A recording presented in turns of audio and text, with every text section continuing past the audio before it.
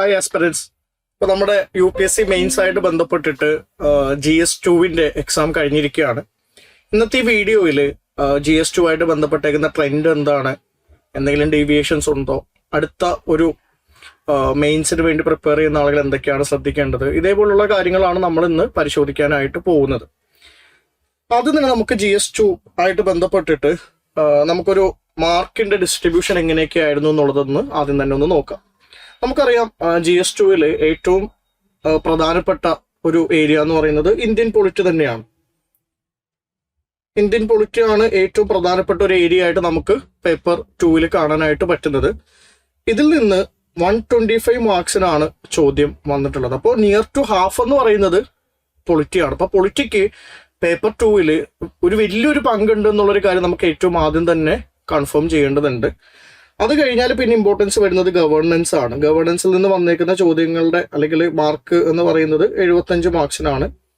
പിന്നെ IRൽ നിന്ന് വന്നേക്കുന്ന നമ്പർ ഓഫ് മാർക്സ് എന്ന് പറയുന്നത് 50 ആണ്. ഇതാണ് ഏറ്റവും ആദ്യം നമ്മൾ മനസ്സിലാക്കേണ്ട ഒരു കാര്യം. അപ്പൊ അടുത്ത മെയിൻസിന് പ്രിപ്പയർ ചെയ്യുന്ന കുട്ടികളാണെങ്കിൽ നമ്മൾ ചെയ്യേണ്ട ഒരു കാര്യം എന്താണെന്ന് വെച്ച് കഴിഞ്ഞാൽ ഗീവ് ഇമ്പോർട്ടൻസ് ടു പൊളിറ്റിക്ക് കുറച്ച് കൂടുതൽ ഇമ്പോർട്ടൻസ് കൊടുക്കേണ്ടതുണ്ട്. കാര്യം അത് കുറച്ചും കൂടി ഇമ്പോർട്ടന്റ് ആയിട്ടുള്ള ഒരു ടോപ്പിക് ആയിട്ടാണ് നമുക്ക് കാണാൻ പറ്റുന്നത്. എല്ലാ വർഷവും ഇതേ ഒരു പ്രയോറിറ്റി തന്നെയാണ് പൊതുവെ വരാറ്. അതായത് പൊളിറ്റിയാണ് ഏറ്റവും പ്രധാനപ്പെട്ടത്, പിന്നെ ഗവേണൻസ്, പിന്നെ IR. ഈ ഒരു ഓർഡറിൽ തന്നെയാണ് എല്ലാ കൊല്ലവും ഒരു മാർക്കിന്റെ ഡിസ്ട്രിബ്യൂഷന്റെ കാര്യത്തിൽ നമുക്ക് കാണാനായിട്ട് പറ്റുന്നത്. പിന്നെ അതേപോലെ തന്നെ വേറെ ഒന്ന് രണ്ട് പ്രധാനപ്പെട്ട കാര്യങ്ങൾ നമ്മൾ ശ്രദ്ധിക്കേണ്ടതുണ്ട്. അതായത് ഇപ്പോൾ IR ക്വസ്റ്റ്യൻസ് നോക്കിക്കഴിഞ്ഞാൽ IRന്റെ ചോദ്യങ്ങളെല്ലാം തന്നെയും ഒരു കറണ്ട് അഫയേഴ്സ് റിലേറ്റഡ് ആയിട്ടുള്ള ചോദ്യങ്ങളായിട്ടാണ് കാണാൻ പറ്റുന്നത്. ഓൾമോസ്റ്റ് ഓൾ ക്വസ്റ്റ്യൻസ് എന്താണ്, നമുക്കൊരു കറണ്ട് അഫയേഴ്സ് റിലേഷൻ നമുക്ക് കാണാൻ പറ്റും. എല്ലാ ചോദ്യങ്ങളും തന്നെയും കറണ്ട് അഫയേഴ്സ് ആയിട്ട് ബന്ധപ്പെട്ടിട്ടുള്ളതാണ്. അപ്പൊ അതുകൊണ്ട് തന്നെ IR പ്രിപ്പയർ ചെയ്യുന്ന സമയത്ത് നമ്മൾ ശ്രദ്ധിക്കേണ്ട ഒരു കാര്യം എന്ന് പറയുന്നത് IR പ്രിപ്പയർ ചെയ്യാനായിട്ട് എന്ത് ചെയ്യുക, ന്യൂസ് പേപ്പേഴ്സിനെ റിലേ ചെയ്യുക. നല്ല രീതിയിൽ ന്യൂസ് പേപ്പേഴ്സിനെയോ അല്ലെങ്കിൽ അതേപോലുള്ള മാഗസിൻസിനെയോ കൃത്യമായിട്ട് റിലേ ചെയ്യുക എന്നുള്ളതാണ്. നമ്മൾ വളരെ ഡീറ്റെയിൽഡ് ആയിട്ടുള്ള ഒരു സ്റ്റാൻഡേർഡ് ബുക്ക് വായിക്കാൻ പോകേണ്ട ഒരു ആവശ്യം IRൽ വരുന്നില്ല എന്നുള്ളൊരു കാര്യം വളരെ ഇമ്പോർട്ടന്റ് ആയിട്ടുള്ള ഒരു കാര്യമാണ്. ഈ കൊല്ലം ചോദിച്ചേക്കുന്ന എല്ലാ ചോദ്യങ്ങളും ഒരു കറണ്ട് അഫയേഴ്സിന്റെ മെയിൻ ബോഡിയുള്ള ഏരിയാസ് ആണ്. നേരെ മറിച്ചിട്ട് നമ്മൾ ഗവേണൻസിന്റെ കാര്യം നോക്കുമ്പോൾ ഗവേണൻസിൽ കുറേയൊക്കെ എന്തുണ്ട്, ഒരു സ്റ്റാറ്റിക് പോർഷൻ പോലുള്ള ചോദ്യങ്ങളാണ് കാണാൻ പറ്റുന്നത്. കറണ്ട് അഫയേഴ്സ് ഇല്ല എന്നല്ല, പക്ഷെ ഒരു സ്റ്റാറ്റിക് പോർഷൻ പോലെയാണ് ചോദ്യങ്ങൾ ചോദിക്കുന്നത്. ട്രാൻസ്പെറൻസി, അക്കൗണ്ടബിലിറ്റി, അല്ലെങ്കിൽ റൈറ്റ്സ് ബേസ്ഡ് ആയിട്ടുള്ള അപ്രോച്ച്, ഇങ്ങനെയുള്ള കുറെ കാര്യങ്ങൾ എല്ലാത്തിനും തന്നെയും ഒരു സ്റ്റാറ്റിക് പോർഷന്റെ ഒരു രൂപത്തിലുള്ള ചോദ്യങ്ങളാണ്. കറണ്ട് അഫയേഴ്സിനപ്പുറത്ത് വളരെ ബേസിക് ആയിട്ടുള്ള ഒരു മെറ്റീരിയൽ വായിക്കുന്നത് നല്ലതായിരിക്കും. അതിനു വേണ്ടിയിട്ട് ഡീറ്റെയിൽഡ് ആയിട്ടുള്ള ഒരു ബുക്ക് വായിക്കാനൊന്നും പോകണ്ട. ഈ കൊല്ലത്തെ ക്വസ്റ്റ്യൻ വെച്ചിട്ട് ഒരു സ്റ്റാറ്റിക് ആയിട്ടുള്ള ഏതെങ്കിലും ഒരു ചെറിയ മെറ്റീരിയൽ, ഒരു അക്കാഡമി മെറ്റീരിയൽ വായിച്ചാലും മതിയാകുമെന്നാണ് ഞാൻ മനസ്സിലാക്കുന്നത്. പൊളിറ്റി രണ്ടിന്റെയും ഒരു മിക്സ് ആണ്. ഒരു വലിയൊരു number of questions static portion ആയിട്ട് തന്നെ വന്നിട്ടുണ്ട്. കുറെ ചോദ്യങ്ങൾക്ക് ഒരു കറണ്ട് അഫയേഴ്സിന്റെ സ്വഭാവം നമുക്ക് കാണാനായിട്ട് പറ്റുന്നുണ്ട്. സ്റ്റാറ്റിക് പോർഷൻ ആയിട്ട് വന്നേക്കുന്ന ചോദ്യങ്ങൾക്കെല്ലാം തന്നെയും ലക്ഷ്മികാന്തിൽ നിന്ന് ഡയറക്റ്റ് ആയിട്ട് വന്നേക്കുന്ന ചോദ്യങ്ങളാണ്. പക്ഷെ കറണ്ട് അഫയേഴ്സിന്റെ ചോദ്യങ്ങൾ നോക്കിക്കഴിഞ്ഞ് കഴിഞ്ഞാൽ കുറച്ചും കൂടി ന്യൂസ് പേപ്പർ ബേസ്ഡ് ആയിട്ടും കുറച്ചും കൂടി ഒരു ട്രെൻഡ് പാറ്റേൺ ഒക്കെ മനസ്സിലാക്കുന്ന രൂപത്തിലുള്ള ചോദ്യങ്ങളാണ് കറണ്ട് അഫയേഴ്സിൽ വന്നിട്ടുള്ളത്. അപ്പോൾ മൊത്തത്തിൽ GS2 നോക്കിക്കഴിയുമ്പോഴേക്കും വലിയൊരു ഭാഗം കറണ്ട് അഫയേഴ്സ് ബേസ്ഡ് ആണ് എന്നുള്ളൊരു കാര്യം നിങ്ങൾ ആദ്യം തന്നെ മനസ്സിലാക്കുക. പക്ഷെ 3 ടോപ്പിക്കിനും കറണ്ട് അഫയേഴ്സിന് ഇമ്പോർട്ടൻസ് ഇല്ല. ഗവേണൻസ് ഇപ്പോഴും സ്റ്റാറ്റിക് ആയിട്ടുള്ള രൂപത്തിൽ തന്നെയാണ് പഠിക്കേണ്ടത്. IR എൻറ്റയർലി ഒരു കറണ്ട് അഫയേഴ്സ് ഓറിയന്റഡ് ആയിട്ടാണ് പഠിക്കേണ്ടത്. പൊളിറ്റിയിൽ ലക്ഷ്മികാന്തിനപ്പുറം ഒരു കറണ്ട് അഫയേഴ്സിന്റെ ഒരു അപ്ഡേഷൻ നിർബന്ധമായിട്ട് മാറിയിട്ടുണ്ട്.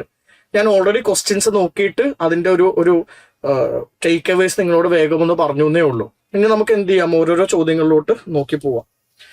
ഫസ്റ്റ് ക്വസ്റ്റ്യൻ എന്ന് പറയുന്നത് right to privacy relating to self identity is very dear to every human being and well protected under article 21 of the constitution. In this context examine the effect of the അമെൻമെന്റ് in 2026 to the Transgender Persons Protection of Rights Act 2019.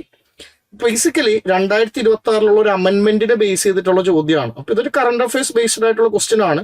പക്ഷെ ഇവിടെ നമ്മൾ മനസ്സിലാക്കേണ്ട ഒരു കാര്യം, especially പൊളിറ്റിയിൽ നിങ്ങൾ മനസ്സിലാക്കേണ്ട ഒരു കാര്യം എന്താണെന്ന് വെച്ച് കഴിഞ്ഞാൽ പലപ്പോഴും കോണ്ടെക്സ്റ്റ് ഡ്രിവൺ ആയിട്ടുള്ള ചോദ്യങ്ങളാണ്. കോണ്ടെക്സ്റ്റ് അവർ തന്നിട്ട് അതിന്റെ കോണ്ടെക്സ്റ്റിൽ ഒരു പൊളിറ്റിക്കൽ സാധനത്തിനെ പരിശോധിക്കാനാണ് ചോദ്യം വരാറുള്ളത്. അപ്പോൾ ഈ കോണ്ടെക്സ്റ്റിനെ പറ്റി നമ്മൾ എഴുതിയിട്ട് വേണം ബാക്കി ആൻസറിലോട്ട് കടക്കാൻ വേണ്ടിയിട്ട്.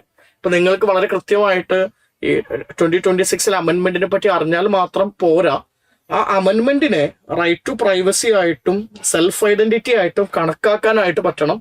അതിനെ ആർട്ടിക്കിൾ 21 ആയിട്ട് കണക്ട് ചെയ്യാൻ പറ്റണം.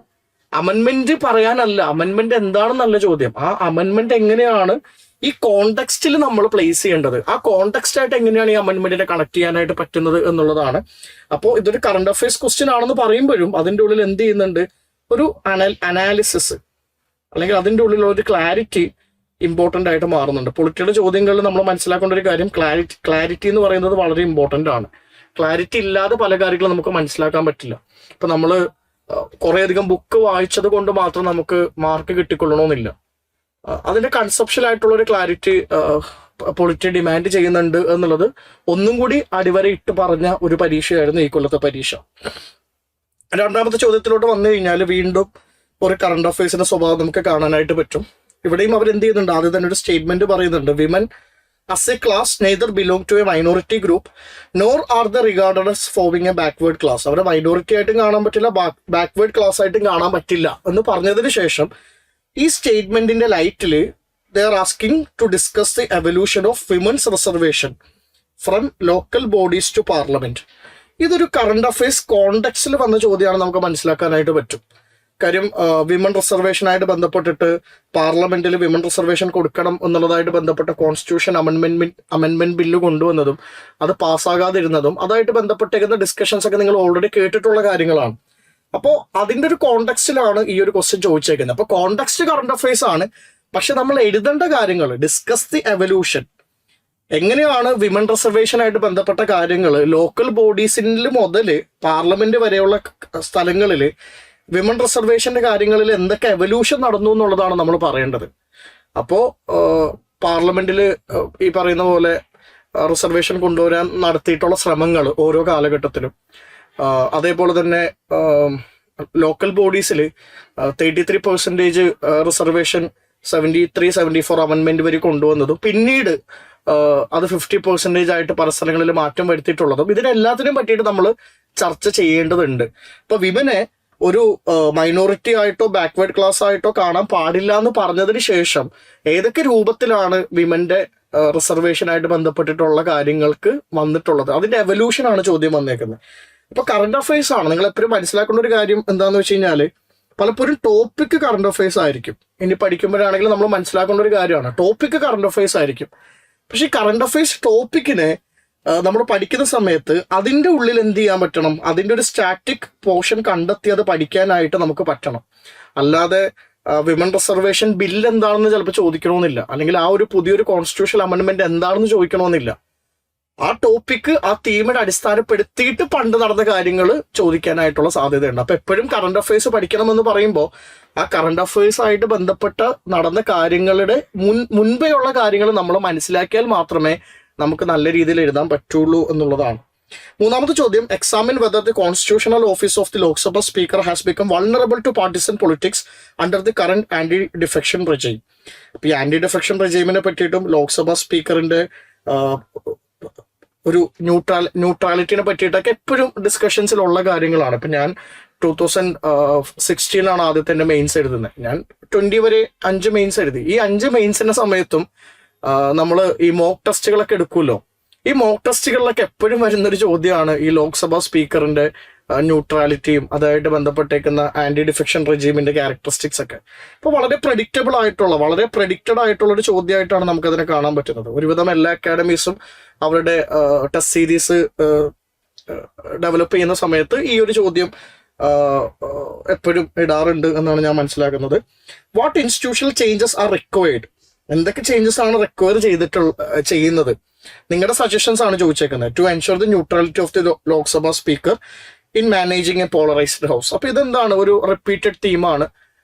അതേപോലെ തന്നെ ഞാൻ പറഞ്ഞല്ലോ, ഒരുവിധം മോക്ക് ടെസ്റ്റ് ഒക്കെ ചെയ്തിട്ടുള്ള ആളുകൾ ഈ ക്വസ്റ്റ്യൻ കണ്ടുപോയിട്ടുണ്ടാവും. Speaker, governor, president, prime minister, ഈ 4 കോൺസ്റ്റിറ്റ്യൂഷണൽ ഓഫീസേഴ്സ് വീണ്ടും ചോദ്യങ്ങൾ വരുന്ന ഒരു മേഖലയാണ്. പ്രധാനപ്പെട്ട കോൺസ്റ്റിറ്റ്യൂഷണൽ ഓഫീസേഴ്സ് ആണല്ലോ. ഈ പ്രാവശ്യത്തെ എക്സാമിന് നിങ്ങൾ നോക്കിക്കഴിഞ്ഞാൽ ഈ 4 ഏരിയാസ് വന്നിട്ടുണ്ട്.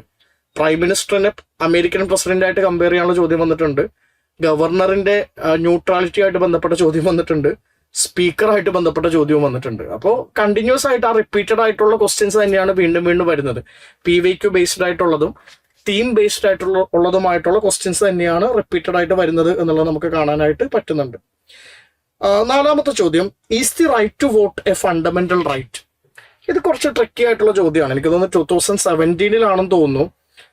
റൈറ്റ് ടു വോട്ട് എന്ന് പറയുന്നത് ഏത് വിഭാഗത്തിൽപ്പെട്ടതാണ്? Whether it is a fundamental right or whether it is a constitutional right, whether it is a legal right എന്നുള്ളൊരു കാര്യം ഓൾറെഡി UPSC ക്വസ്റ്റ്യൻ ആയിട്ട് ചോദിച്ചിരുന്നു. അപ്പോൾ ഫണ്ടമെന്റൽ റൈറ്റ് ആയിട്ട് റൈറ്റ് ടു വോട്ടിന് പറയാൻ പറ്റില്ല, കോൺസ്റ്റിറ്റ്യൂഷണൽ റൈറ്റ് ആയിട്ട് മാത്രമേ അതിനെ പറയാൻ പറ്റുള്ളൂ എന്നാണ് അന്ന് പ്രിലിംസിന്റെ ആൻസർ കീയിൽ വന്നിട്ടുണ്ടായിരുന്നത്. ആ പ്രിലിംസിന്റെ ക്വസ്റ്റ്യൻ ഈ പ്രാവശ്യം മെയിൻസിന്റെ ക്വസ്റ്റ്യൻ ആയിട്ട് ഒന്ന് കൺവേർട്ട് ചെയ്തു എന്ന് മാത്രമേ ഉള്ളൂ. ഈ ഫണ്ടമെന്റൽ റൈറ്റ് ബേസ്ഡ് ആയിട്ടുള്ള ചോദ്യം പലപ്പോഴും ചോദിക്കും. ഇപ്പോൾ ഇതിന്റെ first question fundamental right to privacy, വീണ്ടും ഫണ്ടമെന്റൽ റൈറ്റ് ടു വോട്ടിംഗ് എന്ന് പറയുന്ന റൈറ്റ് ഉണ്ടോ? അപ്പോൾ ഫണ്ടമെന്റൽ റൈറ്റ്സ് വീണ്ടും റിലവന്റ് ആയിട്ട് മാറുകയാണ്. 2 ചോദ്യങ്ങളാണ് ഈ ഭാഗത്ത് നിന്ന് വരുന്നത്. പിന്നെ discuss the position of election commission of India while undertaking the revision of electoral rolls. കുറെ ഇലക്ഷൻസ് നടന്നിട്ടുള്ളൊരു വർഷമാണ്. ഇലക്ഷൻ കമ്മീഷന്റെ ന്യൂട്രാലിറ്റിനെ പറ്റിയിട്ട് പലപ്പോഴും ചർച്ചകൾ നടന്നിട്ടുള്ളൊരു വർഷമാണ്. ഡീറ്റെയിൽഡ് ആയിട്ടുള്ള ആർട്ടിക്കിൾസ് ഹിന്ദുവിലും ഇന്ത്യൻ എക്സ്പ്രസിലും വന്നിട്ടുള്ളൊരു വർഷമാണ്. അപ്പോൾ ഇലക്ഷൻ കമ്മീഷനായിട്ട് ബന്ധപ്പെട്ടിട്ട് റിവിഷൻ ചെയ്യുന്ന സമയത്ത് അതിന്റെ പൊസിഷൻ എന്താണെന്നുള്ള ചോദ്യവും, അതേപോലെ തന്നെ സിറ്റിസൺഷിപ്പ് ഓഫ് വോട്ടറിനെ ക്വസ്റ്റ്യൻ ചെയ്യാനായിട്ട് ഇതിന് അധികാരമുണ്ടോ എന്നുള്ള രീതിയിലും ചോദ്യം വന്നിട്ടുണ്ട്. അപ്പൊ ഇലക്ഷൻ കമ്മീഷൻ ആണെങ്കിലും റൈറ്റ് ടു വോട്ട് ആണെങ്കിലും ഒക്കെ പൊതുവെ കറണ്ട് അഫയേഴ്സിൽ ഇരിക്കുന്ന കാര്യങ്ങളാണ്. ചോദ്യം നമ്മൾ പ്രെഡിക്റ്റ് ചെയ്യേണ്ട ഒരു ഏരിയ ആയിട്ടാണ് എനിക്ക് തോന്നുന്നത്. ഇനി അടുത്തത്, do constitutional bodies like national commission for scheduled caste and national commission for scheduled tribe possess adequate enforcement powers to secure substantive social equality, suggest measures to enhance their institutional effectiveness? ഈ ഭാഗവും നമ്മൾ പൊതുവെ പഠിച്ച് പോകാറുള്ളൊരു area ആണ് അല്ലേ. Schedule 5, 6 പിന്നെ constitutional bodies ആയിട്ടുള്ള ഈ 2 ബോഡീസൊക്കെ നമ്മൾ പൊതുവെ ട്രൈബൽ വെൽഫെയർ ആയിട്ട് ബന്ധപ്പെട്ടിട്ട് പഠിച്ച് പോകാറുള്ളൊരു ഏരിയ ആണ്. ഒരു പരിധി വരെ ലക്ഷ്മികാന്തിൽ കൃത്യമായിട്ട് പറഞ്ഞിട്ടുള്ള ഒരു ഏരിയയും കൂടിയാണ്. ലക്ഷ്മികാന്തിന്റെ ഉള്ളിൽ ഇതിനെപ്പറ്റി ഡീറ്റെയിൽ ആയിട്ടുള്ള മെൻഷനിങ് ഉണ്ട്. അവർക്ക് എന്തൊക്കെ എൻഫോഴ്സ്മെന്റ് പവേഴ്സ് ആണ് ഉള്ളതെന്നും അതായിട്ട് ബന്ധപ്പെട്ടിട്ട് എന്തൊക്കെയാണ് ഇനി മാറ്റം വരുത്തേണ്ടതെന്നുള്ളതൊക്കെ ലക്ഷ്മികാന്തിൽ കൊടുത്തിട്ടുള്ള ഒരു ഏരിയ ആണ്. അപ്പോൾ അവിടെ നിന്ന് ഉത്തരം ചെയ്യാവുന്നതേ ഉള്ളൂ. ഇപ്പോൾ ഒരു പൊളിറ്റിയുടെ ഒരു 50% ചോദ്യങ്ങൾ നമുക്ക് ലക്ഷ്മികാന്ത് വഴി കിട്ടും എന്നാണ് ഞാൻ മനസ്സിലാക്കുന്നത്. ബാക്കി 50% ചോദ്യങ്ങൾ കറണ്ട് അഫയേഴ്സ് റിലേറ്റഡ് ആയതുകൊണ്ട് തന്നെ പൊളിറ്റിയിൽ ഒരു കറണ്ട് അഫയേഴ്സ് അപ്ഡേഷൻ നമ്മൾ നടത്തണം എന്നുള്ളതാണ്. അപ്പോൾ ഈ ഒരു ചോദ്യം വളരെ സ്റ്റാറ്റിക് ആയിട്ടുള്ള ചോദ്യമാണ്, എളുപ്പമുള്ള ഒരു ചോദ്യമായിട്ടാണ് ഞാൻ മനസ്സിലാക്കുന്നത്. ഇനി ക്വസ്റ്റ്യൻ നമ്പർ 6, ഇപ്പൊ ഗവർണൻസിലോട്ട് കടന്നു കേട്ടോ. Does India's tribal development policy reflect the aspirations for a socially grounded and equity based governance? Justify your answer. അപ്പൊ ഇതൊരു ഓപ്പൺ എൻഡഡ് ആയിട്ടുള്ള ചോദ്യമാണ്. ഡസ്, നിങ്ങൾ വിശ്വസിക്കുന്നുണ്ടോ ഇന്ത്യയുടെ tribal development policy reflect the aspirations for a socially grounded and equity based governance? ഒരു social grounded ആയിട്ടുള്ളതും ഇക്വിറ്റിനെ അടിസ്ഥാനപ്പെടുത്തിയിട്ടുള്ള രീതിയിലുള്ള ഒരു പോളിസിനെ ഡെവലപ്പ് ചെയ്യാനായിട്ട് ഇന്ത്യക്ക് പറ്റിയിട്ടുണ്ടോ? Justify your answer. അപ്പൊ യെസ്സും എഴുതണം, നോയും എഴുതണം. അതിന് വേണ്ട രൂപത്തിൽ ട്രൈബൽ വെൽഫെയർ ആയിട്ട് ബന്ധപ്പെട്ടേക്കുന്ന ഗവൺമെന്റിന്റെ ഇനീഷ്യേറ്റീവ്സും അതിന്റെ ഗുണങ്ങളും ദോഷങ്ങളൊക്കെ അറിയണം. പൊതുവെ ആസ്പിറൻസ് പഠിച്ചിട്ട് പോകുന്ന ഒരു ഏരിയ ആണ്. കാര്യം ട്രൈബൽ റിലേറ്റഡ് ആയിട്ടുള്ള ചോദ്യങ്ങൾ പലപ്പോഴും വരാറുണ്ട്. ട്രൈബൽ, വിമൻ, മൈനോറിറ്റി ഇങ്ങനെയുള്ള മാർജിനലൈസ്ഡ് കമ്മ്യൂണിറ്റീസിനെ പറ്റിയിട്ടുള്ള ചോദ്യങ്ങൾ ഗവർണൻസിൽ വരാറുള്ളത് കൊണ്ട് തന്നെ ഒരുവിധം ആസ്പിറൻസ് ഒക്കെ ഒന്ന് പഠിച്ചിട്ട് പോകലാണ് പതിവ്. അപ്പൊ ആ രീതിയിൽ വലിയ കുഴപ്പമില്ലാത്ത രീതിയിൽ നിങ്ങൾക്ക് എഴുതാൻ പറ്റുന്ന ഒരു ചോദ്യമായിട്ടാണ് ഞാൻ മനസ്സിലാക്കുന്നത്. ഗവർണൻസിന് വേണ്ടിയിട്ട് നമ്മൾ കുറച്ചുകൂടി ഒന്ന് പഠിക്കേണ്ടതുണ്ട് കേട്ടോ. ഭൂരിഭാഗം ആസ്പിറൻസിന്റെ പ്രശ്നം എന്താണെന്ന് വെച്ച് കഴിഞ്ഞാൽ പേപ്പർ 2 നമ്മൾ പലപ്പോഴും പൊളിറ്റി ആയിട്ടാണ് ഇക്വേറ്റ് ചെയ്യുന്നത്. പേപ്പർ 2 എന്ന് പറഞ്ഞാൽ എല്ലാവർക്കും പൊളിറ്റിയാണ്. അതിൽ ഗവർണൻസ് എന്ന് പറയുന്ന ഒരു ഭാഗം ഉണ്ടെന്നും ആ ഭാഗത്ത് നിന്ന് അത്യാവശ്യം ചോദ്യം വരുന്നുണ്ടെന്നുള്ളതും പലപ്പോഴും ആസ്പിറൻസ് മറന്നു പോകുന്നുണ്ട്. And most of the times we are not reading a specific book for governance also. Governance current അഫയേഴ്സിലൂടെ കിട്ടും എന്നുള്ളൊരു വിശ്വാസത്തിലാണ് നമ്മൾ ഇരിക്കുന്നത്. പക്ഷെ ഗവർണൻസ് വളരെ എളുപ്പമുള്ള ചോദ്യങ്ങളാണ് വരുന്നത്. ആ എളുപ്പമുള്ള ചോദ്യങ്ങൾ വളരെ ബേസിക് ആയിട്ടുള്ളൊരു പ്രിപ്പറേഷൻ നടത്തി കഴിഞ്ഞാൽ കിട്ടുന്നതുമാണ്. അപ്പം ഒരു വൃത്തിക്കൊന്ന് പഠിച്ചു കഴിഞ്ഞാൽ കിട്ടാവുന്ന ഒരു ഏരിയ ആണിത്. ഒന്ന് ഒരു എഫോർട്ട് ആ ഭാഗത്ത് നിങ്ങൾ ഇനിയാണെങ്കിലും എടുക്കണം. ഞാൻ പറയുന്നത് ഇപ്പോൾ ലക്ഷ്മികാന്തിന്റെ തന്നെ ഇന്ത്യൻ ഗവർണൻസ് എന്ന് പറയുന്ന ബുക്കുണ്ട്. ആ ബുക്കൊന്നും നിങ്ങൾ നെസസറിലി വായിച്ചുകൊള്ളണമെന്നില്ല. വായിച്ചാൽ നല്ലതാണ്. എസ്പെഷ്യലി നിങ്ങളുടെ സെക്കൻഡ് അറ്റംപ്റ്റിലൊക്കെ നോക്കുന്ന ഒരാളാണെങ്കിൽ നമ്മൾ ഈ പറയുന്ന നോൺ കൺവെൻഷണൽ ആയിട്ടുള്ള ഏരിയാസിലൊക്കെ ഒരു എഫോർട്ട് എടുത്ത് നല്ലതാണ്. ഇനിയിപ്പോൾ അതിന് പറ്റിയില്ലെങ്കിൽ പോലും ഒരു 60 to 70 പേജസ് ഒക്കെ ഉള്ള പല അക്കാഡമി മെറ്റീരിയൽസ് നമുക്ക് അവൈലബിൾ ആണ്. ഇപ്പോൾ ഒള്ളി IASന്റെ ഗവർണൻസ് എന്ന് പറയുന്ന ഒരു മെറ്റീരിയൽ ഉണ്ട്. വളരെ നല്ല മെറ്റീരിയലാണ്. അതേപോലത്തെ എന്തെങ്കിലും ഒരു മെറ്റീരിയൽ വായിച്ചു പോകണം. കാര്യം we can take 75 marks associated with the governance part of paper 2 for granted. അത് വെറുതെ നമുക്കത് എന്താണെങ്കിലും കിട്ടും എന്നുള്ള രീതിയിൽ ഒന്നും പഠിക്കാതെ പോയി എഴുതുക എന്നുള്ളത് ചിന്തിക്കാനായിട്ട് പറ്റില്ല. കുറച്ചും കൂടി ഒരു എഫോർട്ട് ആ ഭാഗത്ത് എടുത്താൽ നല്ലതായിരിക്കും എന്നാണ് എനിക്ക് തോന്നുന്നത്. പിന്നെ question number 7, malnutrition in India is not merely a public health concern. It is also a challenge of social equity, human development and effective welfare governance. Discuss. വീണ്ടും വരുന്നൊരു ചോദ്യമാണ്. ന്യൂസ് പേപ്പറിൽ എപ്പോഴും ഡിസ്കഷൻസിൽ വരുന്ന ഒരു ഏരിയ ആണ്. പിന്നെ ഒരുവിധം എല്ലാ ക്ലാസ് റൂംസിലും പഠിപ്പിക്കാറുണ്ട്. ഒരു വലിയ സോഷ്യൽ ഇഷ്യൂ ആയിട്ട് നമ്മൾ മാൽന്യൂട്രീഷനെ കാണുന്നുണ്ട്. എസ്പെഷ്യലി ഇന്ത്യ ഹങ്കർ ഇൻഡെക്സിലൊക്കെ വളരെ മോശം റാങ്കിങ് കിട്ടിയതോട് കൂടിയിട്ട് ന്യൂസ് പേപ്പേഴ്സിൽ ഡിസ്കസ് ചെയ്യപ്പെടാറുള്ള ഒരു ഏരിയ ആണ്. എന്തുകൊണ്ട് ഇന്ത്യയിൽ ഹങ്കറും മാൽന്യൂട്രീഷനും ഒരു പ്രശ്നമായിട്ട് മാറുന്നു എന്നുള്ളതിനെ പറ്റിയിട്ടുള്ള വളരെ ഡീറ്റെയിൽഡ് ആയിട്ടുള്ള അനാലിസിസ് നിങ്ങളുടെ ക്ലാസ് റൂംസിൽ നിന്ന് തന്നെ കേട്ടിട്ടുണ്ടാവും എന്നാണ് ഞാൻ വിശ്വസിക്കുന്നത്. അതേപോലെ തന്നെ ന്യൂസ് പേപ്പർ വായിക്കുന്ന വളരെ ബേസിക് ആയിട്ടുള്ള ഒരു പ്രിപ്പറേഷൻ നടത്തുന്ന ഒരാൾക്ക് നമുക്ക് ഇതായിട്ട് ബന്ധപ്പെട്ട കാര്യങ്ങൾ അറിയാനായിട്ട് പറ്റും. അതൊരു സോഷ്യൽ ഇക്വിറ്റിയുടെ ചലഞ്ച് ആണെന്നും ഹ്യൂമൻ ഡെവലപ്മെന്റ് ഇഷ്യൂസ് അതിനുണ്ടെന്നും എഫക്റ്റീവ് വെൽഫെയർ ഗവർണൻസ് ആയിട്ട് അതിന് കണക്റ്റഡ് ആണെന്നും ഉള്ള കാര്യങ്ങളെല്ലാം നമ്മൾ സെപ്പറേറ്റ്ലി എടുത്ത് പറയണം. ഡിസ്കസ് ആണ് ചോദ്യമായിട്ട് വന്നിട്ടുള്ളത്. അതുകൊണ്ട് സൊല്യൂഷൻസ് പറയൽ നിർബന്ധമാണ്. ഞാൻ നിങ്ങളോട് ഓൾറെഡി പറഞ്ഞു, ഈ കൊല്ലം ചോദ്യങ്ങൾ കുറച്ചും കൂടി ഇലാബറേറ്റ് ആയിട്ടുള്ള കീവേഡ്സ് യൂസ് ചെയ്യുന്ന രീതിയിലുള്ള ഒരു പാറ്റേൺ നമുക്ക് കാണാനായിട്ട് പറ്റുന്നുണ്ട്. Discuss, analyse, critically examine, comment, ഇങ്ങനെയുള്ള കീവേഡ്സിന്റെ എണ്ണം വളരെയധികം കൂടിയിട്ടുണ്ട്.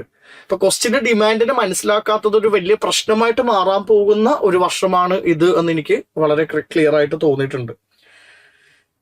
ക്വസ്റ്റ്യൻ നമ്പർ 8 എന്ന് പറയുന്നത് അത്യാവശ്യം എളുപ്പമുള്ളൊരു ചോദ്യമാണ്. Analyse the advantages and limitations of the generalist structure of the Indian civil services in contemporary governance.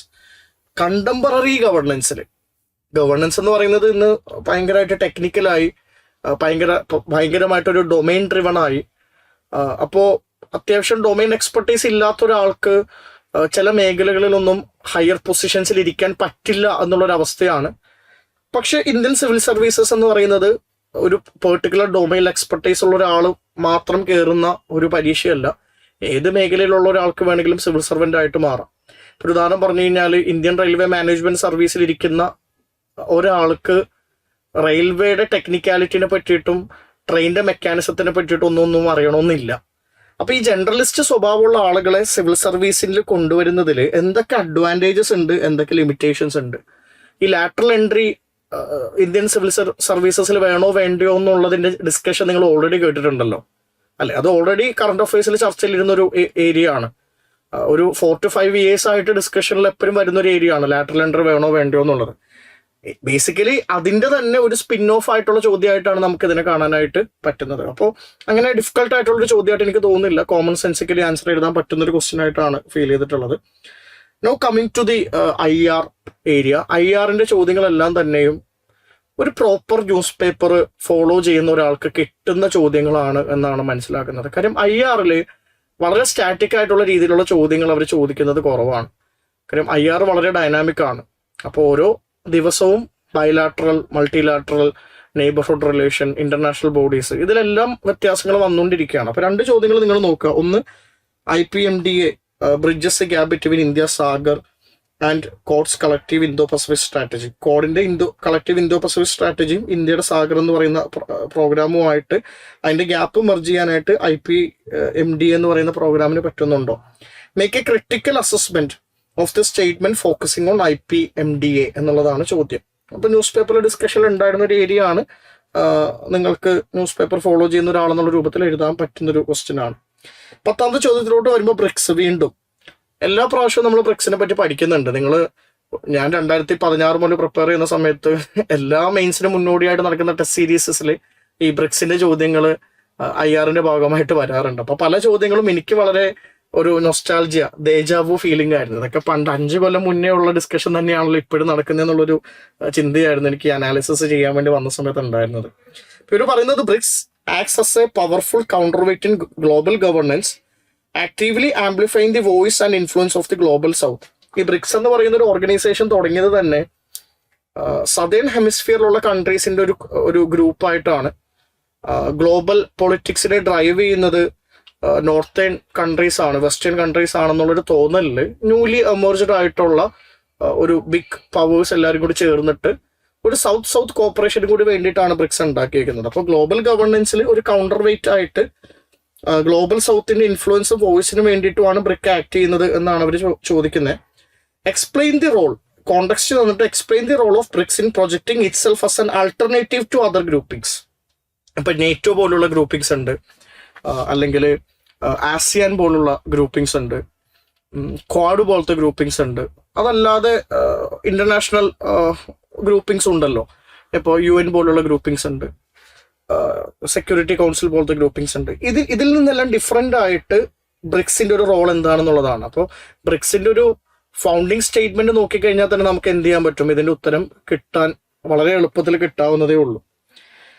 No coming to the 11th question.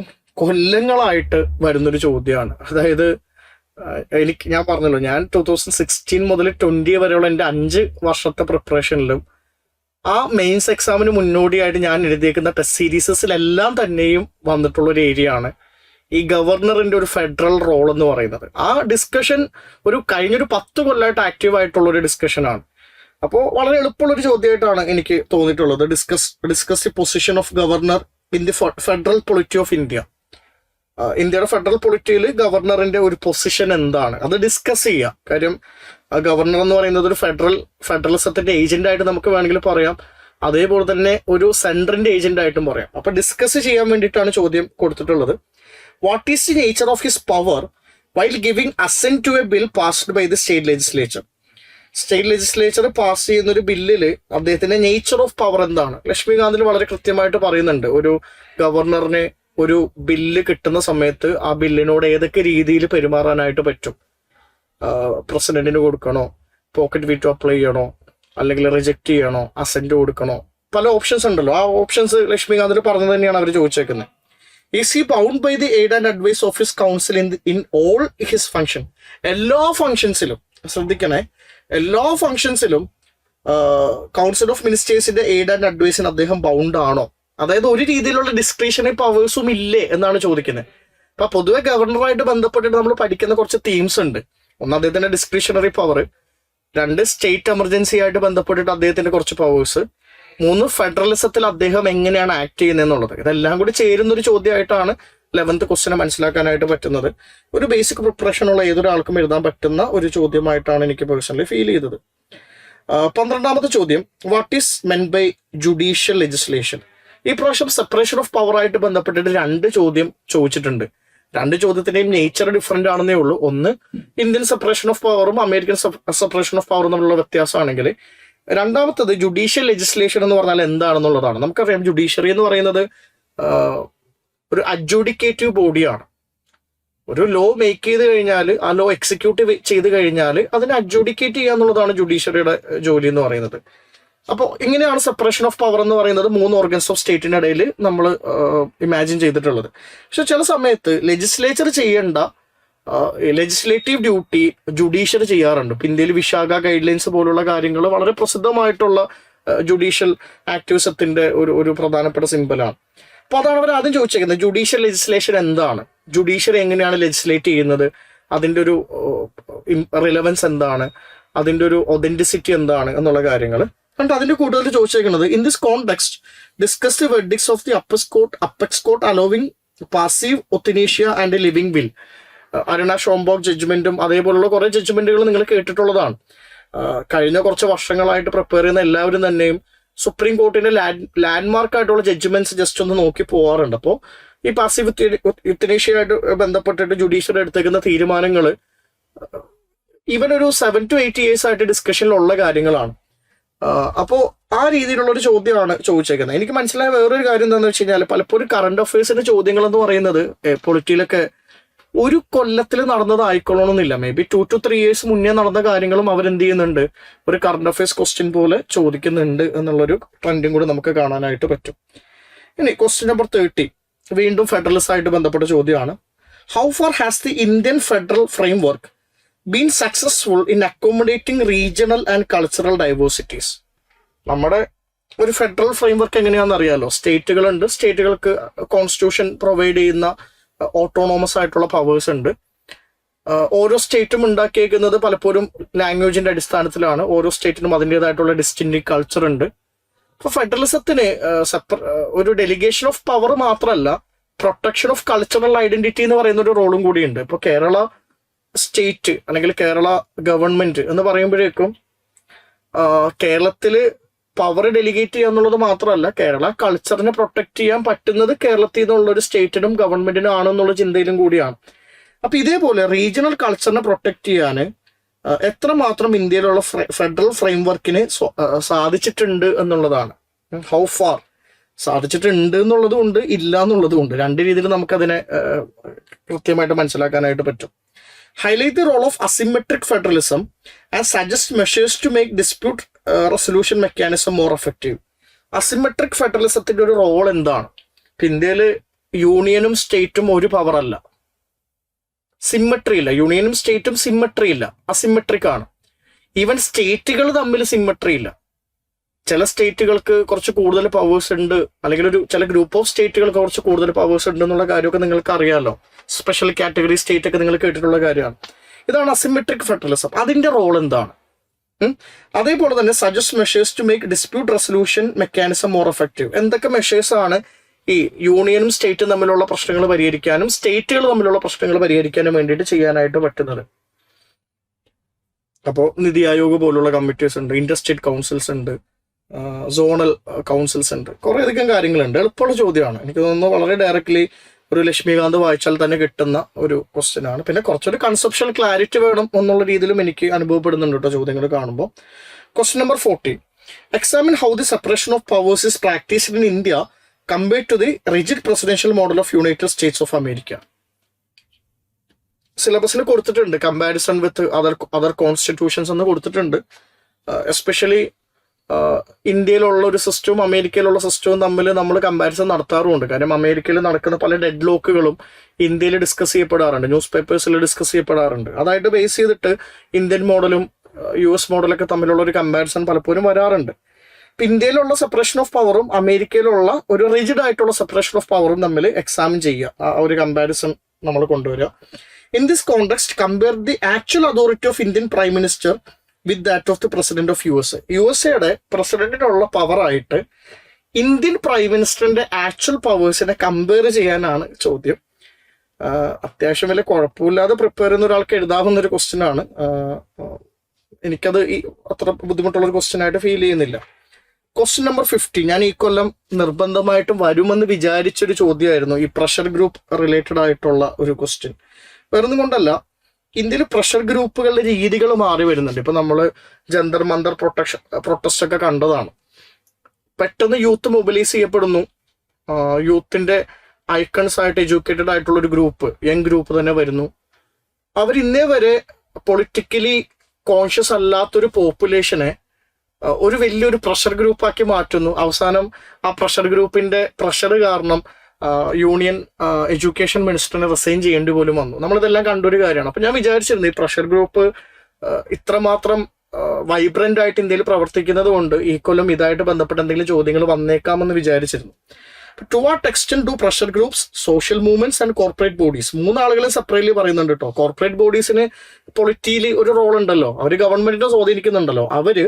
പിന്നെ സോഷ്യൽ മൂവ്മെന്റുകൾ, സമൂഹത്തിലുള്ള മൂവ്മെന്റുകൾ, ഇപ്പൊ അന്ന ഹസാരെ മൂവ്മെന്റ് അല്ലെങ്കിൽ നിർഭയ മൂവ്മെന്റ്, ഇതേപോലത്തെ മൂവ്മെന്റുകൾ. പിന്നെ പ്രഷർ ഗ്രൂപ്പുകൾ, ഇപ്പോൾ അസോചാമിനെ പോലുള്ള പ്രഷർ ഗ്രൂപ്പുകൾ ഉണ്ടല്ലോ, ബിസിനസ് ഗ്രൂപ്പുകളുണ്ട്. ഒരു പ്രഷർ ഗ്രൂപ്പ് ഫോം ചെയ്യില്ല, ഫോർമൽ പ്രഷർ ഗ്രൂപ്പ്സ്. അവർക്കെല്ലാം എങ്ങനെയാണ് how they could deepen the pluralistic democracy in India by representing excluded interest. Excluded ആയിട്ടുള്ള ഇൻട്രസ്റ്റുകളെ റെപ്രസെന്റ് ചെയ്യാൻ വേണ്ടിയിട്ട് ഇവർക്കെല്ലാം പറ്റുന്നത് ഏത് പരിധി വരെയാണ്? To what extent. ആ ടു വാട്ട് എക്സ്റ്റെന്റ് ഇമ്പോർട്ടന്റ് ആണ്. കാര്യം ക്വസ്റ്റ്യൻ ഇട്ട സമയത്ത് ഇവാലുവേറ്ററിന് അറിയാം ഒരു പരിധിക്കപ്പുറം എല്ലാ ഗ്രൂപ്പിനും, എല്ലാ മാർജിനലൈസ്ഡ് ഗ്രൂപ്പിനും ഒരു പ്രഷർ ഗ്രൂപ്പായിട്ടോ സോഷ്യൽ മൂവ്മെന്റ് നടത്തിയിട്ടോ കോർപ്പറേറ്റ് ലോബിങ്ങിലൂടെയോ ഗവൺമെന്റിനെ സ്വാധീനിക്കാൻ പറ്റുന്നില്ല എന്നുള്ളത്. പക്ഷെ കുറെ ആളുകൾക്ക് പറ്റുന്നുണ്ട്. അപ്പം എക്സ്ക്ലൂഡഡ് ആയിട്ടുള്ള ഇൻട്രസ്റ്റിനെ റെപ്രസെന്റ് ചെയ്യാൻ വേണ്ടിയിട്ട് ഒരു പ്ലൂറലിസ്റ്റിക് ഡെമോക്രസിയിൽ ഇവർക്ക് എങ്ങനെയൊക്കെ ഫങ്ഷൻ ചെയ്യാൻ പറ്റുന്നുണ്ട് എന്നുള്ളതിന്റെ പരിധി ഏതുവരെയാണെന്നുള്ളതാണ് ചോദ്യം. അതിന്റെ കൂട്ടത്തില് growing convergence of corporate wealth and political power poses a threat to the autonomy of formal democratic institutions, അത് നടക്കുന്നുണ്ടോ എന്നുള്ളത് അനാലിസിസ് നടത്താനും പറയുന്നുണ്ട്. അതായത് കോർപ്പറേറ്റ് വെൽത്ത് എന്ന് പറഞ്ഞാൽ ഇപ്പൊ അദാനി അംബാനി പോലുള്ള ഗ്രൂപ്പുകൾ അവർ പൊളിറ്റിക്കൽ പാർട്ടീസ് ആയിട്ട് കൊളൈഡ് ചെയ്ത്, പൊളിറ്റിക്കൽ പാർട്ടീസ് ആയിട്ട് അലൈൻ ചെയ്ത് അവരൊരുമിച്ച് നടത്തുന്ന ആക്ടിവിറ്റീസ്, അവരൊരുമിച്ച് നടത്തുന്ന മൂവ്മെന്റുകൾ, അവരൊരുമിച്ച് നടത്തുന്ന സ്ട്രാറ്റജിക് ആയിട്ടുള്ള ആക്ടിവിറ്റീസ് ഇന്ത്യയുടെ ഫോർമൽ ആയിട്ടുള്ള ഡെമോക്രാറ്റിക് ഇൻസ്റ്റിറ്റ്യൂഷൻസ് ആയിട്ടുള്ള പാർലമെന്റ് അതേപോലത്തെ ബോഡീസിനെ ഏത് പരിധിവരെയും അണ്ടർമൈൻ ചെയ്യുന്നുണ്ട് എന്നുള്ളതാണ് ചോദ്യം. അപ്പോൾ ഒരു growing corporate power in politics എന്ന് പറയുന്നത് ഡിസ്കസ് ചെയ്യപ്പെടുന്ന ഒരു തീമാണ് അല്ലേ? അത് വളരെയധികം ഡിസ്കസ് ചെയ്യപ്പെടുന്ന ഒരു തീമാണ്. നമ്മൾ ഈ കറണ്ട് അഫയേഴ്സ് പഠിക്കുമ്പോൾ നിങ്ങൾ മനസ്സിലാക്കേണ്ട ഒരു കാര്യം എന്താണെന്ന് വെച്ച് കഴിഞ്ഞാൽ കറന്റ് ഇവന്റ് മാത്രമല്ല നമ്മൾ മനസ്സിലാക്കണ്ടേ, ഒരു ഇവന്റ് മാത്രമല്ല നമ്മൾ പഠിക്കണ്ടേ, ഒരു കറണ്ടായിട്ട് നമ്മൾ വാച്ച് ചെയ്യുന്ന തീമുകളും കൂടി നമ്മൾ മനസ്സിലാക്കണം. ഞാൻ നേരത്തെ പറഞ്ഞല്ലോ, പ്രഷർ ഗ്രൂപ്പായിട്ട് ബന്ധപ്പെട്ട് ഈ കൊല്ലം ചോദ്യം വരുമെന്ന് ചിന്തിക്കുന്നത് നമ്മുടെ ഈ എക്സാം നടക്കുന്നതിന് ഒരു 1 month മുന്നേ ജന്തർ മന്തർ പ്രൊട്ടസ്റ്റും അതേപോലെ തന്നെ ഈ പ്രഷർ ഗ്രൂപ്പിന്റെ ഒരു ആക്ടിവിറ്റി ഒക്കെ നമ്മൾ കണ്ടതേ ഉള്ളൂ. അപ്പോൾ ആ ഭാഗത്തു നിന്നുള്ളൊരു ചോദ്യം വരാമെന്ന് നമ്മൾ ചിന്തിക്കേണ്ടതുണ്ട്. അതേപോലെ തന്നെ ഈ അംബാനി അദാനി പോലുള്ള മൾട്ടിനാഷണൽ കമ്പനീസിന്റെ ഇടപെടലുകൾ, ഇന്റർവെൻഷൻസ് ഭയങ്കരമായിട്ട് കൂടിയത് പലപ്പോഴും ചർച്ച ചെയ്യപ്പെടാറുണ്ട്. ഇപ്പോൾ രാഹുൽ ഗാന്ധി അടക്കമുള്ള ആളുകൾ വളരെ ഓപ്പൺലി ക്രിറ്റിസൈസ് ചെയ്യുന്നതായിട്ടൊക്കെ നമുക്ക് കാണാൻ പറ്റുന്നുണ്ട്. അപ്പൊ അവർ ആ ഒരു തീമിനെ മനസ്സിലാക്കിയിട്ട് അവരെന്ത് ചെയ്തു, ഒരു ക്വസ്റ്റ്യൻ ഫ്രെയിം ചെയ്തു. നമ്മൾ സിവിൽ സർവീസ് പഠിക്കുന്ന സമയത്ത് നമുക്ക് ചുറ്റും നടക്കുന്ന പൊളിറ്റിക്കൽ ആയിട്ടുള്ള സോഷ്യൽ ആയിട്ടുള്ള അഫേഴ്സിനെ പറ്റി നമ്മൾ വളരെ കോഷ്യസ് ആയിരിക്കണം, വിജിലന്റ് ആയിരിക്കണം. അതെങ്ങനെയൊക്കെയാണ് നമ്മുടെ ഡെയിലി ലൈഫിനെ ബാധിക്കുന്നത് എന്നുള്ളത് നമ്മൾ മനസ്സിലാക്കാനും പറ്റണം. അപ്പൊ ഇതിന് സിവിൽ സർവീസ് പഠിക്കേണ്ട ഒരു ആവശ്യം പോലുമില്ല. ഈ ചില ചോദ്യങ്ങൾക്ക് ഉത്തരം എഴുതാൻ വേണ്ടിയിട്ട് ഒരു പ്രോപ്പർ ന്യൂസ് പേപ്പർ റീഡിങ് നടത്തുന്ന, നമുക്ക് ചുറ്റും നടക്കുന്ന കാര്യങ്ങളെ കൃത്യമായിട്ട് വിലയിരുത്തുന്ന ഒരാൾക്ക് ഇതിന്റെ ഉത്തരങ്ങളൊക്കെ കുറെ എഴുതാൻ പറ്റാവുന്നതേ ഉള്ളൂ. സിവിൽ സർവീസ് പഠിക്കുന്ന കുട്ടികളാവുമ്പോഴേക്കും ആ ട്രെൻഡിനെ പെട്ടെന്ന് മനസ്സിലാക്കാൻ പറ്റും. അത് എക്സാമിന് ആന്റിസിപ്പേറ്റ് ചെയ്യാനായിട്ട് പറ്റും. ഒരു മുന്നേ തന്നെ പ്രിപ്പറേഷൻ നടത്തി വെക്കാനും പറ്റും. അതാണ് സിവിൽ സർവീസ് ആസ്പിറൻസിന് കിട്ടുന്ന ഒരു ഗുണമായിട്ട് എനിക്ക് തോന്നിയിട്ടുള്ളത്. Question number 16, transparency and accountability in governance. പലപ്പോഴും വരാറുള്ള ഒരു ഏരിയ തന്നെയാണിത്. Are not about controlling corruption but also creating the trust of stakeholders in the policy process by following the rule of law and participatory governance. ഈ transparency accountability എന്ന് പറയുന്നത് corruption തടയാൻ വേണ്ടി മാത്രമാണെന്നുള്ള തെറ്റിദ്ധാരണ ഉണ്ട്. അതിനപ്പുറത്തോട്ടുള്ള ഫങ്ഷൻസും ഉണ്ട് ഈ ട്രാൻസ്പെറൻസിക്കും അക്കൗണ്ടബിലിറ്റിക്കും. അപ്പോൾ അതിനെ പറ്റിയിട്ടുള്ള ചോദ്യമാണ്, എങ്ങനെയാണ് ട്രാൻസ്പെറൻസിയും അക്കൗണ്ടബിലിറ്റിയും ഒരു ട്രസ്റ്റ് ബിൽഡ് ചെയ്യാനായിട്ട് പറ്റുന്നത്? കറപ്ഷനെ കൺട്രോൾ ചെയ്യുന്നത് മാത്രമല്ല, ട്രസ്റ്റ് ബിൽഡ് ചെയ്യാനായിട്ട് പറ്റുന്നത്, റൂൾ ഓഫ് ലോ, പാർട്ടിസിപ്പറ്ററി ഗവർണൻസ് പോലുള്ള കാര്യങ്ങൾ കൊണ്ടുവരാനായിട്ട് പറ്റുന്നത്. അത്യാവശ്യം ഗവർണൻസ് പഠിച്ചിട്ടുള്ള ഒരാൾക്ക് എഴുതാവുന്ന ഒരു ക്വസ്റ്റ്യൻ ആയിട്ടാണ് എനിക്ക് തോന്നുന്നത്. കമന്റ് ആണ് കീവേഡ്. അപ്പോൾ അത് ചെയ്യുമ്പോൾ ഉണ്ടാവുന്ന ഇഷ്യൂസ്, അതിനുള്ള സൊല്യൂഷൻസും കൂടിയൊക്കെ നമുക്ക് എന്ത് ചെയ്യാം, അതിൻ്റെ ഉള്ളിൽ പറയാം. Question number 17, can the constitutional mandate of rights based welfare be effectively realised in the context of non integrated governance and minimal public investment? നമുക്കറിയാം, റൈറ്റ് ബേസ്ഡ് ആയിട്ടുള്ള ഒരു വെൽഫെയർ പ്രോഗ്രാം ഇന്ത്യ നടത്താനായിട്ട് ശ്രമിക്കുന്നുണ്ട്. ഇപ്പൊ right to work, MG NREGA വഴി right to work നമ്മൾ കൊടുക്കുന്നുണ്ട്. അതേപോലെ തന്നെ റൈറ്റ് ടു ഫുഡ് ഉണ്ട്, നാഷണൽ ഫുഡ് സെക്യൂരിറ്റി ആക്ട് വഴി റൈറ്റ് ടു ഫുഡ് കൊടുക്കുന്നുണ്ട്. ആർട്ടിക്കിൾ 21A കൊണ്ടുവരിക വഴി നമ്മൾ എന്ത് ചെയ്തു, റൈറ്റ് ടു എഡ്യൂക്കേഷൻ ഒരു യൂണിവേഴ്സൽ റൈറ്റ് ആക്കി വെച്ചു. ഇങ്ങനെയുള്ള കുറെ കാര്യങ്ങൾ റൈറ്റ് ബേസ്ഡ് വെൽഫെയർ അപ്രോച്ചിന് വേണ്ടി നമ്മൾ ശ്രമിക്കുന്നുണ്ട്. പക്ഷെ നോൺ ഇന്റിഗ്രേറ്റഡ് ഗവർണൻസിന്റെ ഭാഗമല്ലാത്ത ആളുകൾക്കോട്ടും ഏരിയയിലോട്ടും മിനിമൽ ആയിട്ടുള്ള പബ്ലിക് ഇൻവെസ്റ്റ്മെന്റ് നടത്തുന്ന ഏരിയാസിലോട്ടും ഈ പറയുന്ന ഒരു കാര്യത്തിന് കൃത്യമായിട്ട് റിയലൈസ് ചെയ്യാൻ പറ്റുന്നുണ്ടോ എന്നുള്ളതാണ് ചോദ്യം. എക്സാമിൻ ചെയ്യാനാണ്. അത്യാവശ്യം ഗവർണൻസിനെ പറ്റിയിട്ട് ഒരു ബേസിക് ഇല്ലാത്ത ഒരാൾക്ക് എഴുതാനായിട്ട് പറ്റില്ല. അപ്പോൾ നിങ്ങൾ ചെയ്യേണ്ട ഒരു പ്രധാനപ്പെട്ട ഒരു കാര്യം, ഗവർണൻസിന് വേണ്ടിയിട്ട് സ്റ്റാറ്റിക് ആയിട്ടൊന്ന് പഠിച്ചു വെക്കൽ വളരെ ഇമ്പോർട്ടൻ്റ് ആണ്. പ്രോപ്പർ ആയിട്ടുള്ള ഒരു ക്ലാസ് കേട്ട് ഒരു ക്ലാരിറ്റി ഡെവലപ്പ് ചെയ്യലും വളരെ അത്യാവശ്യമാണ്. അല്ലെങ്കിൽ ഇതേപോലത്തെ ചോദ്യത്തിനെ മനസ്സിലാക്കാൻ കുറച്ച് ബുദ്ധിമുട്ട് വന്നേക്കാം. ക്വസ്റ്റ്യൻ നമ്പർ 18 പറയുന്നത്, should education be treated primarily as A welfare obligation of the state or as A strategic investment for building A globally competitive knowledge driven nation, critically evaluate? അതായത് ഗവൺമെന്റ് എഡ്യൂക്കേഷൻ ഒരു public ഗുഡായിട്ട് കാണുന്നുണ്ട്. ഗവൺമെന്റിനെ സംബന്ധിച്ചിടത്തോളം എല്ലാ സിറ്റിസൺസും education കൊടുക്കണം. അത് ഗവൺമെന്റിന്റെ ഒരു മോറൽ റൈറ്റ് ആയിട്ട് ഗവൺമെന്റ് കാണുന്നുണ്ട്. അതുകൊണ്ടാണ് റൈറ്റ് ടു എഡ്യൂക്കേഷൻ പോലുള്ള കാര്യങ്ങൾ കൊണ്ടുവന്നിട്ടുള്ളത്. പക്ഷെ ഗവൺമെന്റ് എല്ലാവരെയും എഡ്യൂക്കേറ്റ് ചെയ്യാൻ ശ്രമിക്കുന്നു, എല്ലാവരെയും ലിറ്ററേറ്റ് ആക്കാൻ ശ്രമിക്കുന്ന സമയത്ത് ഈ ക്വാളിറ്റി ഓഫ് എഡ്യൂക്കേഷൻ അല്ലെങ്കിൽ ക്വാളിറ്റി ഓഫ് ലിറ്ററസി എന്ന് പറയുന്നത് നല്ലതായി കൊള്ളണം എന്നില്ല. നമ്മുടെ നാട്ടിലുള്ള സർക്കാർ സ്ഥാപനങ്ങളുടെ ഒരു നടത്തിപ്പ്, അതിൻ്റെ ഒരു ഫങ്ഷനിങ്ങിൽ പ്രശ്നങ്ങളുള്ളതൊക്കെ നമുക്ക് അറിയാവുന്നതാണ്. പല റിപ്പോർട്ടുകളും ഇന്ത്യയുടെ ക്വാളിറ്റി ഓഫ് എഡ്യൂക്കേഷൻ മോശമാണ്. ഇന്ത്യയിൽ ഗ്രാജുവേറ്റ് ആയിട്ടുള്ള ആളുകളിൽ 20% മേലെ മാത്രമേ സ്കിൽഡ് ആയിട്ടുള്ളൂ. എഡ്യൂക്കേഷൻ നേടിയ ആളുകളിൽ പോലും പല അക്കാഡമിക് സ്കിൽ സെറ്റും ഇല്ല എന്നുള്ളത് ഈ പ്രഥം പോലുള്ള NGOs തുറന്ന് കാട്ടിയിട്ടുണ്ട്. അവർ ചോദിക്കുന്നത് എന്താണെന്ന് വെച്ച് കഴിഞ്ഞാൽ, ഇങ്ങനെ ഒരു വെൽഫെയർ ഒബ്ലിഗേഷൻ ആയിട്ട് എഡ്യൂക്കേഷൻ ട്രീറ്റ് ചെയ്യുകയാണോ വേണ്ടത്, അതോ ഒരു സ്ട്രാറ്റജിക് ഇൻവെസ്റ്റ്മെന്റ് ആയിട്ട് കാണുകയാണോ വേണ്ടത് for building A globally competitive knowledge driven nation? നമ്മൾ വെറുതെ എഡ്യൂക്കേഷൻ എന്ന് പറഞ്ഞിട്ട് എല്ലാവർക്കും എഡ്യൂക്കേഷൻ കൊടുക്കുക എന്നുള്ളത് മാത്രമാണോ ഗവൺമെന്റിന്റെ ഉദ്ദേശം? അതല്ല, എഡ്യൂക്കേഷൻ ജനങ്ങളെ ഒരു ഹ്യൂമൻ റിസോഴ്സ് ആയിട്ട് കൺവേർട്ട് ചെയ്യുകയും ലോകത്തിൽ ബാക്കിയുള്ള കൺട്രീസ് ആയിട്ട് കോമ്പറ്റ് ചെയ്യാൻ പറ്റുന്ന ഒരു പോപ്പുലേഷനായിട്ട് നമ്മൾ മാറുകയും ഒരു നോളജ് ഡ്രിവൺ എക്കണോമി ആയിട്ട് നമ്മൾ മാറ്റാനും പറ്റുന്ന രൂപത്തിലുള്ള ഒരു എഡ്യൂക്കേഷൻ കൊടുക്കുകയാണോ വേണ്ടത് എന്നുള്ളൊരു ക്വസ്റ്റ്യൻ ആണ് ഇവിടെ വരുന്നത്, ക്രിട്ടിക്കലി ഇവാലുവേറ്റ്. അപ്പോൾ എഡ്യൂക്കേഷന്റെ എന്താ പറയുക, ക്വാളിറ്റിയും ക്വാണ്ടിറ്റിയും ഇമ്പോർട്ടൻ്റ് ആണ്, രണ്ടും ഇമ്പോർട്ടൻ്റ് ആണ്. ആ ക്വാണ്ടിറ്റി ആണോ ക്വാളിറ്റി ആണോ വേണ്ടത് എന്നുള്ളതിനെ ബേസ് ചെയ്തിട്ടുള്ള ഒരു ക്വസ്റ്റ്യൻ ആണ്. പൊതുവെ ഒരു അന്തിച്ചർച്ചയായിട്ട്, നമ്മൾ ചായക്കട ചർച്ചയായിട്ട് നടത്തുന്ന ഒരു കാര്യമാണ് ഇതെല്ലാം. കുറച്ചും കൂടി ഇന്റലക്ച്വലി ഡ്രിവൺ ആയിട്ടുള്ള ചോദ്യങ്ങൾ ഈ കൊല്ലം വന്നിട്ടുണ്ട് ഗവർണൻസിന്റെയും പൊളിറ്റിയുടെയും ഭാഗത്തു നിന്ന്, എനിക്ക് തോന്നി ഈ ഒരു ക്വസ്റ്റ്യൻ ഒക്കെ കണ്ട സമയത്തെ. ക്വസ്റ്റ്യൻ നമ്പർ 90 സിലബസിൽ വളരെ കൃത്യമായിട്ട് ഡയസ്പോറ IR ഭാഗമായിട്ട് കൊടുത്തിട്ടുണ്ട്. വളരെ എളുപ്പമുള്ള ഒരു ചോദ്യമാണ്. ഇന്ത്യൻ ഡയസ്പോറയെ പറ്റിയിട്ട് ഒരു ബേസിക് പ്രിപ്പറേഷൻ നടത്തി എല്ലാവർക്കും എഴുതാൻ പറ്റിയിട്ടുള്ള ഒരു ചോദ്യമാണെന്നാണ് ഞാൻ വിശ്വസിക്കുന്നത്. India's global diaspora acts a living bridge as a critical economic factor and knowledge network in transforming cultural heritage into geo political influence and strategic leverage worldwide. ഒരു geo political influence ആയിട്ടും strategic leverage ആയിട്ടും ഒക്കെ മാറാനായിട്ട് നമുക്ക് പറ്റി.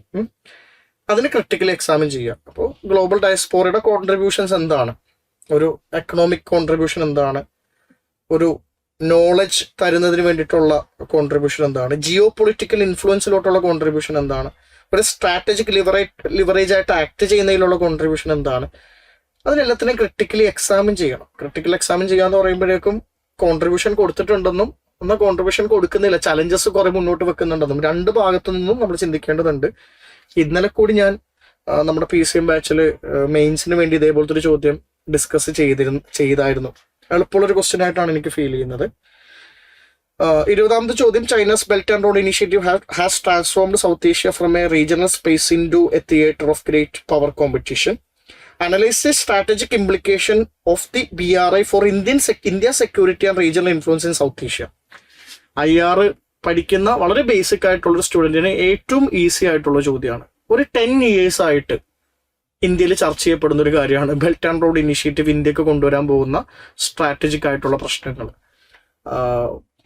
Indian ocean റീജിയനിൽ ഇന്ത്യക്കുള്ള ഒരു upper hand പോകുമോ, ഇന്ത്യയുടെ നെയ്ബർഹുഡ് റിലേഷൻസിനെ BRI മാറ്റുമോ, BRI കൊണ്ടുവരുന്ന ഒരു എക്കണോമിക് ഇന്റിഗ്രേഷന്റെ ഭാഗമല്ലാതെ ഇന്ത്യ ഐസൊലേറ്റഡ് ആയിട്ട് പോകുമോ, ചൈന കാണിക്കുന്ന ആ ഒരു സ്ട്രാറ്റജിക് ഡെപ്ത് ട്രാപ്പിൽ ബാക്കിയുള്ള ആളുകൾ അകപ്പെട്ട് അത് ഇന്ത്യയുടെ പോളിസീസിനെ, ഇന്ത്യയുടെ ഓട്ടോണമിനെ ബാധിക്കുമോ, ഇങ്ങനെയുള്ള കുറേ ഡിസ്കഷൻസ് നിങ്ങൾ ന്യൂസ് പേപ്പറിൽ ഡെയിലി ബേസിസിൽ കേൾക്കുന്നുണ്ട്.